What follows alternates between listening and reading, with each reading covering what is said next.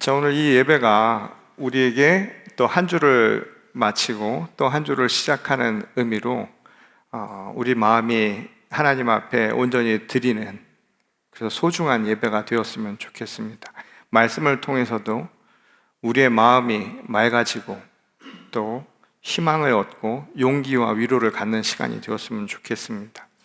자, 올해는 굉장히 뜻깊은 해라고 말할 수 있을 것 같습니다. 특별히 연합감리교회에 속해 있는 우리 교회의 교인으로 있는다라는 것은 그런 의미에서 굉장히 뜻깊은 한 해인 것 같아요. 왜냐하면 금년이 우리가 계속해서 캠페인을 한 것처럼 저희 교회는 창립된 지 50주년 되는 해이고요.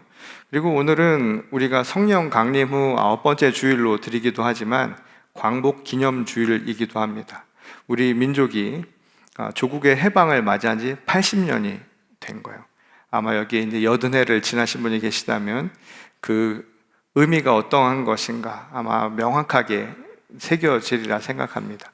또 다른 한편으로 금년이 우리 감리교단, 그리고 감리교단뿐만 아니라 프로테스탄트죠. 첫 개신교회가 한국에 들어온 지, 선교된 지 140년 되는 해입니다. 교회 50년은 우리가 이 지역에서 하나님의 복음의 자양분을 가지고 하나님의 자녀들을, 그러니까 사람을 키우는 교회로 지금까지 50년 동안 왔다는 것을 의미하고, 또 80년은 광복을 지난 뒤에 진정한 의미에서 우리 한민족이 자유를 누리고 또 평화로운 공동체로 더 공고하게 지속될 수 있도록 공동체로서 함께 길을 도모해온 시간이라고 볼 수 있겠죠.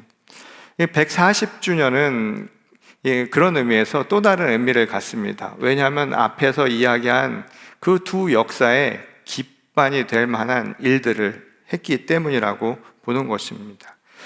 이 두 역사의 밑바탕에는 1885년 스크랜턴 선교사 가족이 머나먼 조선 땅이죠, 알려지지 않은 곳에 와서 뿌린 복음의 씨앗, 그것이 자라나서 그런 토양을 마련했다고 해도 과언이 아닐 정도입니다. 그 복음의 정신이 훗날 우리 3.1 운동, 그리고 독립운동, 우리 감리 교인들이 그 3.1 운동의 상당수를 차지하고 있죠. 독립 선언문을 쓰신 분들 중에 상당 부분이 우리 감리교 교인들이고 목사님입니다. 여러분들이 잘 아는 유관순 누나도 마찬가지였죠.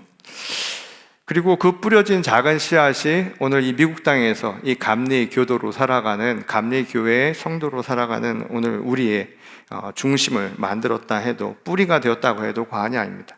물론 이런 이야기를 하면 오래된 이야기를 지금 하는 것 너무 식상하고 또 너무 많이 들은 얘기 아닌가 생각을 할지 모르겠습니다.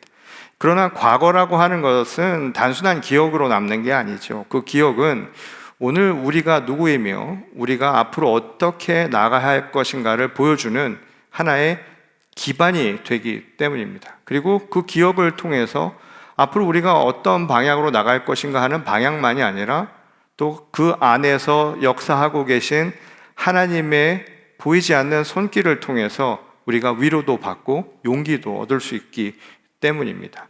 그런 의미에서 오늘 본문 말씀은 우리에게 이 기억을 통해서 어떠한 힘을 가지고 또 어떠한 은혜 가운데 살아갈 것인가에 대한 하나의 메시지를 전하고 있죠. 오늘 본문 32절을 보면 적은 무리여 무서워하지 말라, 너희 아버지께서 그 나라를 너희에게 주시기를 기뻐하시느니라. 이제 광복 80년이 지나서 요즘은 이 해방이라는 단어가 굉장히 좀 낯선 단어가 돼버렸죠. 그만큼 우리는 자유라고 하는 것을 충분히 누리면서 사는 시대를 살고 있습니다. 그럼에도 불구하고 여전히 우리가 완전한 자유를 누리고 있는가 하면 그렇지 못한 게 너무나 많죠. 우리를 올가매고 있는 이 다양한 사슬들이 우리 삶의 이곳저곳에 존재하고 있기 때문입니다.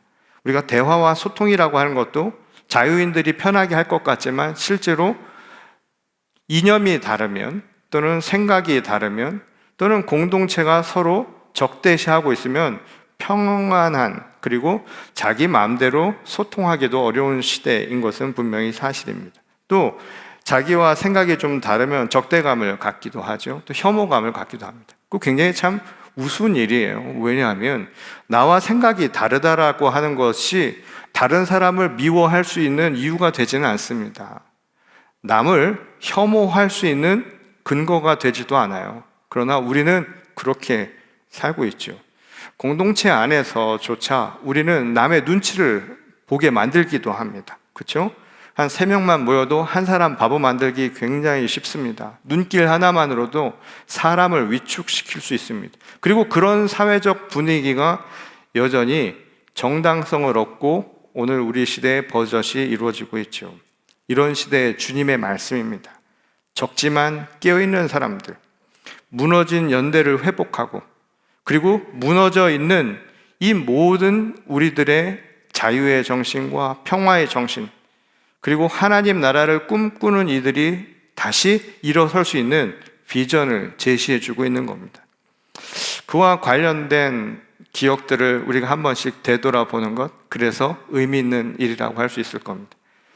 저는 지난주에 우리 교회 장로님 2분, 권사님 1분과 함께 클리블랜드, 오하이오에 있는 곳을 잠시 방문하고 왔습니다. 그곳에서 물론 감리교뿐만 아니라 사실 140주년은 우리 프로테스탄트 모든 개신교, 한국 개신교가 시작한 해이기도 하지만 특별히 이 140년 전 이 감리교회를 또 감리교회의 정신을 전했던 스크랜튼 모자가 있는 교회를 이제 저희들이 방문을 하게 되었죠. 그곳에서 기념 행사를 우리 한국 감리교 대표들과 우리 미국 연합 감리교회 대표들 그리고 그 지역에 있는 미국 교인들과 함께 모여서 함께 기념의 자리를 가졌습니다. 여기 보시는 이 어머니 메리의 스크랜턴은 당시 조선 말기죠. 조선 시대 억압되어 있는 여성들, 교육받지 못하고 차별받던 여성들을 위해서 여성 교육 선교의 문을 열었죠. 그래서 여러분들이 잘 아는 이화 학당을 열었고 그곳이 지금은 한 여대로 남게 되었죠. 그리고 그 아들인 이 윌리엄은 의료 선교를 했던 분입니다. 그때 초기 당시에 지금 세브란스 병원도 그렇지만 초기에 지어진 의료 선교, 그래서 서구 의료를 그들에게 펼치면서 생명을 보존하고 또 생명을 고치는 이 복음의 씨앗을 뿌린 인물이기도 하죠. 근데 이게 참 놀라운 건 이 행사가 열린 저분들을 파송했던 교회가 있는 지역에서 저희들이 행사를 가졌는데 그 클리블랜드 시에 있는 그 오하이오 안에 있는 그 지역에 감리교가 있는데요. 그 감리교 주재 감독이 제가 지난주에도 말씀드렸지만 한국인입니다. 우리 미국 내에 36명의 현직 주재 감독이 있는데 그 중에 한 분이 한국 분이세요. 근데 더 감사한 거는 그분이 저희 교회 출신입니다. 우리 교회 부교역자로 계시다가 오래전이지만 그곳에 가셔서 감독이 되셨고 이번에 오하이오 그 클리블랜드 지역의 주재 감독으로 가시게 된 거죠. 그러니까 그분이 저를 보면 항상 그래서 담임 목사님이라고 불러요. 저보다 한참 선배님이시지만 그 정예수 감독님이 이번에 이 행사를 주관을 하셨습니다. 그러니까 미국에서 건너간 복음의 씨앗을 먹고 자란 우리 감독님은 강화도 출신인데 강화도에서 그 복음을 얻어서 성장을 해서 다시 미국에 와서 주재 감독이 되어서 그 지역을 섬기는 이런 일들이 벌어진 것이죠. 말하자면 바울의 권면이었죠. 서로에게 사랑의 빚 이외에는 지지 말라고 서로가 서로에게 빚을 진 셈이 된 겁니다. 그리고 그것을 통해서 하나님의 손길이 또 하나님의 은혜가 어떻게 우리에게 임하는가를 생각해 보는 시간이 되었습니다. 저는 개인적으로 그 행사를 위해서 클리블랜드 공항에 내려서 그 교회까지 가는데 어떤 분이 라이드를 해 주셨어요. 저를 라이드 해 주신 분이 누구였는가 하면 그 지역의 담당 감리사님, 은퇴 감리사님이 저를 라이드 해주러 공항에 이제 나오시게 되었습니다. 근데 그분과 이제 이야기를 하면서 이제 나이가 드신 백인 아주 중후한 감리사님이었는데 그분이 저한테 이야기를 해주는 거야. 자기 개인에 대한 이야기를 한 겁니다. 이 140년 기념으로 아마 이화여에 대해서도 그렇고 금년에 한국에서 선교 대회가 있었던 것 같아요. 그래서 그걸 위해서 한국에 방문을 하셨는데 갈 때마다 사람들로부터 고맙다는 이야기를 많이 들으셨다는 겁니다. 그 이유가 뭐냐면 그 아버지가 한국 참전 군인이었던 거예요. 그래서 그곳에서 DMZ 방문도 하고 할 때마다 사람들이 우리를 도와줘서 고맙다, 그런 이야기를 많이 하셨다는 겁니다. 근데 이분이 오히려 자기가 더 감사한 마음이 들었다는 거예요. 왜냐하면 그 아버지가 참전을 했을 때 굉장히 어린 나이에 하셨는데 나이가 좀 드신 뒤에 상사가 되어서 또 전쟁에 참가를 했습니다. 베트남 전쟁에 나간 거예요. 근데 이 베트남 전쟁에 참전을 했는데 전투 중에 아주 위험한 죽음의 상황에 처해 있었다는 겁니다. 그때 누군가 그 죽음의 상황에서 그 아버지를 구해줬다는 거예요. 그게 누구였는가? 바로 베트남 전쟁에 참가한 한국 해병대원들이었다는 겁니다. 그래서 이분은 오히려 자기 아버지를 구해준 그것에 대해서 더 감사한 마음이 들어서 내가 감사한 마음이 듭니다 라고 이야기를 하는 겁니다. 자신이 도왔던 나라, 시간이 지나서 아무도 생각하지 못한 낯선 곳에서 그들로부터 다시 생명을 보호받을 수 있었다는 것, 서로가 서로에게 빚진 존재가 된 것이죠. 아들인 그 은퇴 감리사님은 한국에 복음을 전하기 위해 첫 선교사를 파송한 그 지역의 감리사가 되어서 교회를 섬겼고, 그리고 그 복음의 씨앗을 받아서 자라나 그곳에 이제 감독이 된 한국인을 맞이하는 그 상황 속에서 이분은 보이지 않게 우리 관계 속에서 일하시는 하나님의 은혜를 발견할 수 있어서 너무 감사하다, 그렇게 저에게 이야기를 한 거였습니다. 제가 오늘 그 이야기를 떠올리면서 오늘 본문의 말씀을 다시 한번 생각해 보게 되었습니다. 오늘 본문 35절에 보면 허리에 띠를 띠고 등불을 켜놓고 준비하고 있어라. 이 이야기는 우리가 그날 곧 종말의 날에 하나님의 나라를 준비하라고 하는, 또는 종말에 대한 경고의 메시지로 많은 이들이 이해를 하는데, 오히려 이 말씀을 저는 다른 식으로 보게 되었습니다. 그건 뭐냐 하면 우리가 살아가는 동안, 그러니까 하나님의 나라가 오기 그때까지 어떻게 살아야 하는가에 대한 메시지로 듣게 된 거예요. 배신과 오해, 그리고 단절, 그리고 사람들 간의 그 갈등의 골이 굉장히 깊이 살아가는 이 현실의 수많은 관계 속에서 하나님의 자녀로 산다는 게 무엇인가를 우리에게 다시금 가르쳐 주는 것이죠. 뭐냐 하면 하나님이 오는 그날까지 준비하면서 살아가는 거예요. 그리고 그 준비는 다른 것이 아니라 서로 간의 관계 속에서 그 끈을 놓지 않고 끝까지 지키며 살아가라는 것입니다. 왜냐하면 예수님이 우리에게 어떻게 살으라 라고 하는 계명을 이렇게 얘기하셨죠. 서로 사랑하라고요. 그날까지 우리가 어떻게 사는가 하면 사랑하며 사는 거예요. 그래서 등불을 켜고 우리가 허리에 띠를 띠고 준비하며 산다는 것은 다른 게 아닙니다. 어떻게 깨어 있습니까? 깨어 있는 것은 사랑하며 사는 거예요. 어떻게? 그것도 끝까지 사랑의 끈을 놓지 말라라고 이야기를 한 겁니다. 오늘날 우리 시대를 한번 보십시오. 우리가 얼마나 사랑의 끈이 느슨한가. 내게 달면, 입에 달면 삼키고 쓰면 뱉어버립니다. 인간관계가 철저하게 자기 중심이 돼버리죠. 그리고 옳고 그름이라고 하는 것은 그 사람에 대해서 싫고 좋고의 문제와 전혀 상관없는 얘기예요.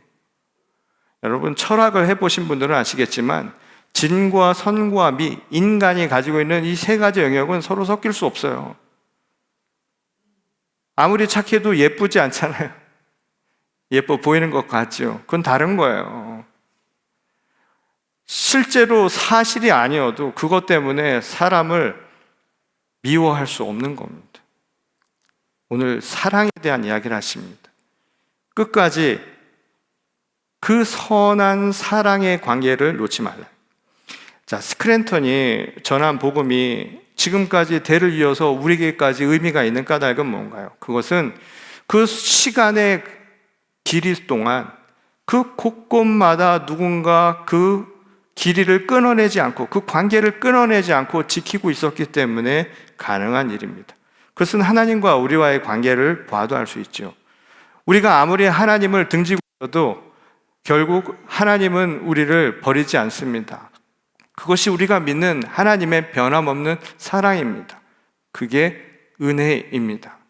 하나님의 나라를 산다는 것은 하나님을 따라서 사는 것입니다. 하나님을 닮아가는 것입니다. 그래서 우리가 그날까지 어떻게 살아가는가 하면 등불을 켜고 허리에 띠를 띠고 살아가는 것은 하나님이 우리를 사랑하신 것처럼 우리도 그렇게 사랑하는 거예요. 그 관계를 끊어내지 않고 그것을 끝까지 지키며 살아가는 거예요. 그래서 우리의 시선이 달라지는 겁니다. 우리가 마주하는 모든 것들이 그 안에 우리가 알 수 없는 하나님의 놀라운 은혜가 있다라고 하는 믿음으로 보는 겁니다. 그러니 마주하는 한 사람 한 사람이 귀한 거예요. 존중하는 거예요. 나와 다르더라도, 내 마음에 맞지 않더라도 존중할 줄 알아야 합니다. 내가 마주하는 모든 것이 그래서 소중한 거예요. 이것이 바로 하나님의 나라를 준비하는 자의 모습이란 겁니다. 근데 그러고 보면 오늘 우리 민족만 봐도 그래요. 남과 북이 갈려 있죠. 세대와 세대 갈등, 지역과 계층, 성별, 이념 수없이 갈라져 있는 현실을 보고 있습니다. 이 등불을 켜고 허리에 띠를 띠며 살아가라고 했는데 서로 관계를 이렇게 끊어버리고 살아가는 현실을 보는 거예요. 그래서 오늘 예수님이 말씀하신 겁니다. 정말 이 시대를 살아가는 하나님의 나라를 살아가는 사람들은 어떤 사람들인가? 고립이 아니라 연대를 추구하는 사람입니다. 나와 다른 타자를 배제하는 것이 아니라 이를 통해 행하실 하나님의 은혜를 헤아리면서 서로를 환대하고 존중하며 사는 사람들이라는 거예요. 그때 하나님의 나라는 보이지 않아도 조용히 이미 우리 가운데 깃들어 있다는 것이 예수님의 말씀입니다.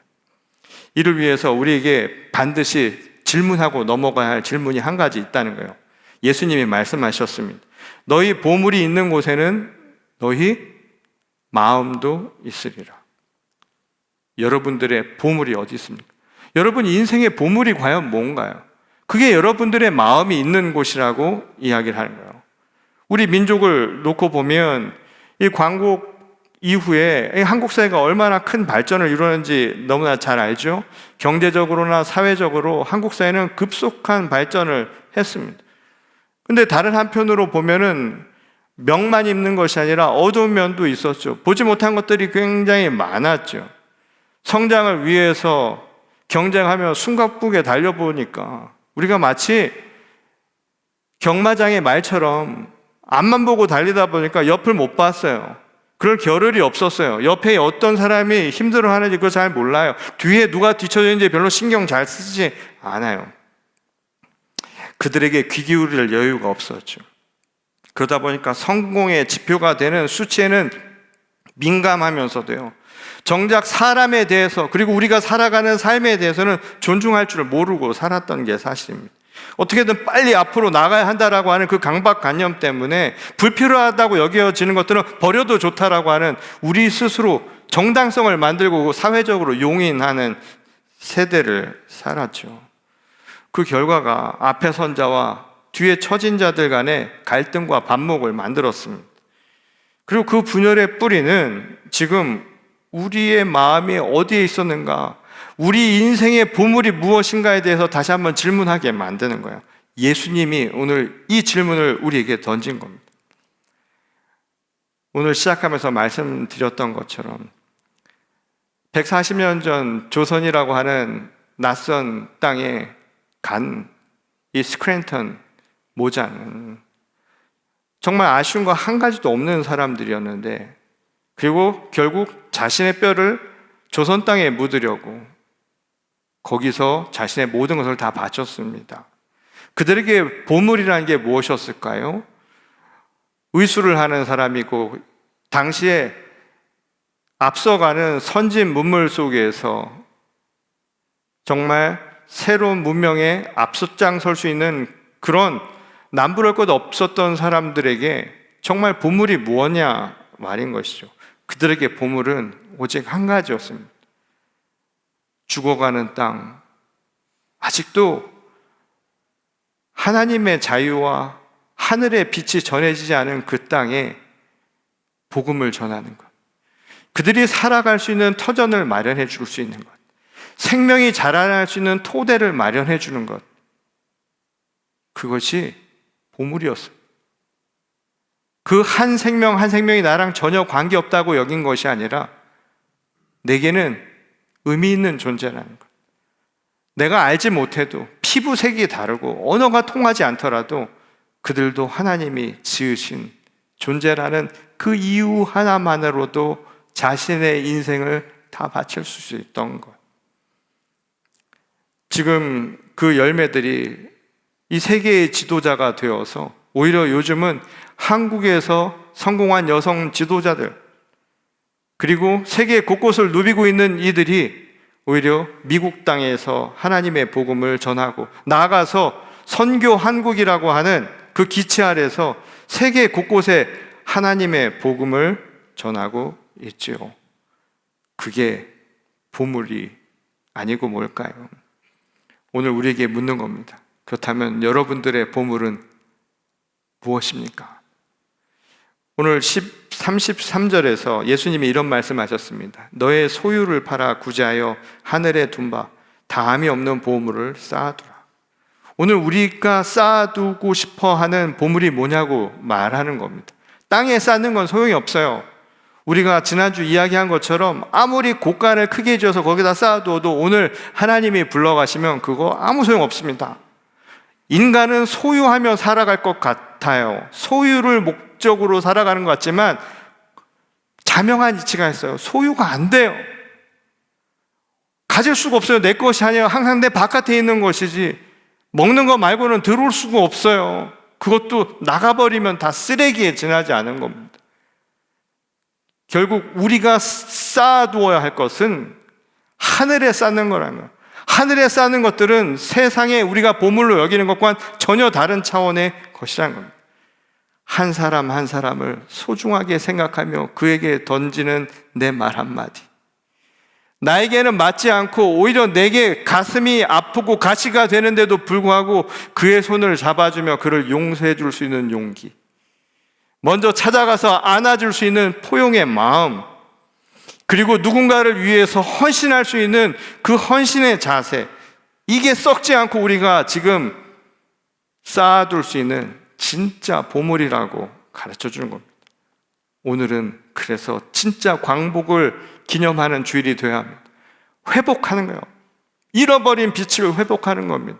하늘의 빛을 회복하는 거예요. 하늘에 쌓아야 할 보물을 다시 한번 회복하는 시간이 되어야 합니다.